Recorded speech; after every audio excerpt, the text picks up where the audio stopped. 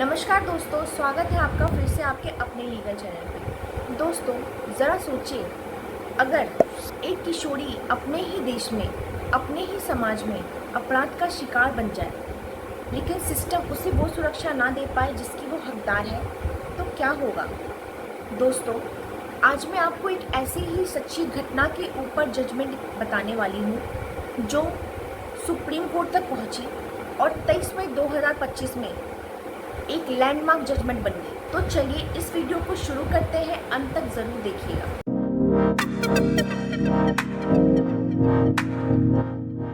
साल 2023, एक 14 साल की किशोरी जिसके साथ सामाजिक, मानसिक और शारीरिक अपराध हुए। लेकिन कहानी यही खत्म नहीं हुई। असली दुख तो तब शुरू हुआ जब सिस्टम ने भी उसे असहाय छोड़ दिया। पुलिस आई, कार्रवाई भी हुई और आरोपी भी पकड़ा गया। लेकिन मामला तो तब और खराब हुआ जब कोलकाता हाई कोर्ट के डिवीजन बेंच ने अक्टूबर 2023 में जो जजमेंट दिया, उसमें कुछ ऐसी टिप्पणियां थी जो सीधे सीधे विक्टिम के प्राइवेसी और डिग्निटी के ऊपर सवाल उठा रही थी। जब यही सवाल सुप्रीम कोर्ट तक पहुंचा तो सुप्रीम कोर्ट ने उस पर स्वतः संज्ञान लिया, मतलब सुओ मोटो। जस्टिस अभय एस ओक की बेंच ने इस केस को बड़ी ही गंभीरता से उठाया। हालांकि अब वो रिटायर हो चुके हैं, परंतु जाते जाते उन्होंने एक ऐसा लैंडमार्क जजमेंट पास किया, किशोर किशोरियों के लिए ये बहुत ही महत्वपूर्ण साबित हो सकता है। सुप्रीम कोर्ट ने बल्कि हाई कोर्ट के फैसले पे ही नहीं, बल्कि पूरे सिस्टम पे ही सवाल उठा दिया। क्यों स्टेट विक्टिम को सुरक्षा देने में नाकाम रहा?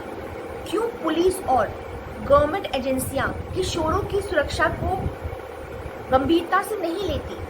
और सबसे अहम सवाल, क्या किशोरों की प्राइवेसी सिर्फ एक फैंसी शब्द बन के रह गई है? अब हम बात करते हैं कि सुप्रीम कोर्ट ने अपने जजमेंट में लिखा क्या है। यह केस सिस्टम वर्सेस कॉन्स्टिट्यूशन का भी है।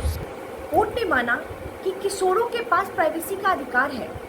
यह केवल सामाजिक और मोरल मुद्दा नहीं है, यह एक कानूनी और कॉन्स्टिट्यूशनल अधिकार भी है। जब कोई भी अपराध किसी किशोरी के साथ होता है तो तब केवल आरोपी को ही दोषी ठहराना काफी नहीं होता। अगर स्टेट ने भी अपनी जिम्मेदारी अच्छे से नहीं निभाई है तो दोषी आरोपी और स्टेट दोनों ही बनते हैं। कोलकाता हाईकोर्ट की ऐसी टिप्पणियां जो विक्टिम के ही ऊपर असर डाल रही थी, हाई कोर्ट ने, सुप्रीम कोर्ट ने उसे हटाया, ये कहते हुए कि अदालतों को सेंसिटिव रहना चाहिए ऑर्डर देते समय, खासकर जुवेनाइल मैटर्स में। अब जरा सोचिए, विक्टिम ने पहले से ही अपराध झेला, फिर कोर्ट की बेरुखी, सिस्टम की बेरुखी, फिर उसके बाद कोर्ट ने ऐसा इनसेंसिटिव कमेंट भी पास कर दिया। लेकिन उसका केस जैसे ही सुप्रीम कोर्ट पहुंचा तो उसके केस ने पूरे ही जुवेनाइल जस्टिस सिस्टम को हिला के रख दिया। यह सिर्फ एक लड़की की जीत नहीं थी, यह सारे ही किशोरों की जीत थी, क्योंकि सुप्रीम कोर्ट ने अपने इस जजमेंट में साफ साफ कह दिया कि आने वाले किसी भी जुवेनाइल केस में प्राइवेसी, डिग्निटी और फेयरनेस का पालन करना बिल्कुल अनिवार्य होगा।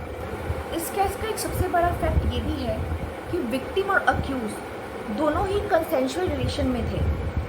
लड़की 15 साल की थी, लेकिन वो किसी अपने से 8 साल से बड़े उम्र के लड़के से प्यार करती थी। दोनों ने एक दूसरे के साथ कंसेंशुअल रिलेशन बनाया, शादी की और उनका इनकी छोटी सी प्यारी सी बच्ची भी हुई। लेकिन माँ बाप की शिकायत के आधार पे अक्यूज को गिरफ्तार कर लिया गया और 20 साल की सज़ा सुनाई गई। अपने पति को छुड़ाने के लिए उसने सुप्रीम कोर्ट का दरवाज़ा खटखटाया, तब जाके सुप्रीम कोर्ट ने यही जजमेंट पास किया है। सुप्रीम कोर्ट ने इस केस को बहुत ही सेंसिटिविटी तरीके से लिया और उसने अक्यूज को एक्विट कर दिया है, ये कहते हुए कि ऑलरेडी विक्टिम के साथ बहुत ही सामाजिक, मानसिक प्रताड़ना हो चुकी है, फैमिली की तरफ से, पूरे समाज की तरफ से। अब हम और ज़्यादा उसके ऊपर क्रुएल्टी नहीं कर सकते हैं। अब देश भर में ये सवाल उठ सकते हैं कि क्या हमें जुवेनाइल केसेस में नई नई पॉलिसीज चाहिए? क्या जुवेनाइल केसेस के एक्ट को, पॉक्सो एक्ट को बदलने की ज़रूरत है? क्या पुलिस और स्टेट की जवाबदेही तय होनी चाहिए इन सब केसेस में? और मोस्ट इम्पॉर्टेंट, कैसे किशोरों की प्राइवेसी को बचाया जा सकता है। यह फैसला एक लॉ मेकर्स, पुलिस, जज, समाज सभी के लिए एक वेकअप कॉल है।